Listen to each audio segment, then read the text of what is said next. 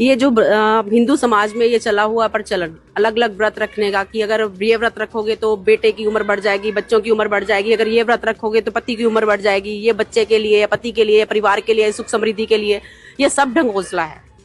क्योंकि मैं खुद का एक्सपीरियंस बताती हूँ। मेरी शादी से पहले मेरे ताया जी की बेटी थी, वो क्या व्रत नहीं करती थी, हर साल व्रत रखती थी। उसके पति की लाश करवा चौथ वाले दिन घर पर आई और उसका दाह संस्कार भी करवा चौथ वाले दिन हुआ। वही दिन, अब मैंने परमात्मा से नाम नहीं ले रखा था, मैं हर प्रकार की भक्ति करती थी, हर तरह के चली से जो भी है हर तरह का जाप करना मेरा मतलब नित्य का काम था ये। तो लेकिन जब मैंने वो चीज देखी तो मुझे नफरत सी हो गई कि ये इसने क्या हर साल करवा चौथ का व्रत अपने पति के लिए नहीं रखा था, क्या अपनी श्रद्धा से पूजा नहीं की थी, फिर उसके पति की क्यों मृत्यु हुई।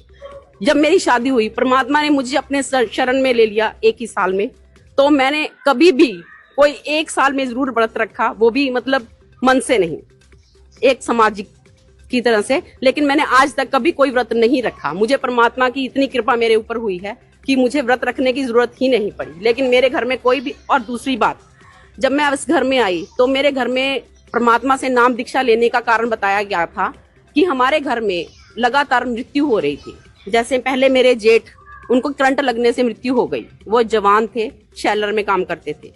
उसके बाद मेरी सिस्टर इन लॉ है, उनके हस्बैंड की डेथ हो गई कुछ ही मतलब फर्क के साथ। तो हमारे घर में फिर इनके चाचा जी के बेटे की डेथ हो गई। हमारे घर में ये सिलसिला चल पड़ा कि हर साल किसी ना किसी की मृत्यु होनी ही होनी है।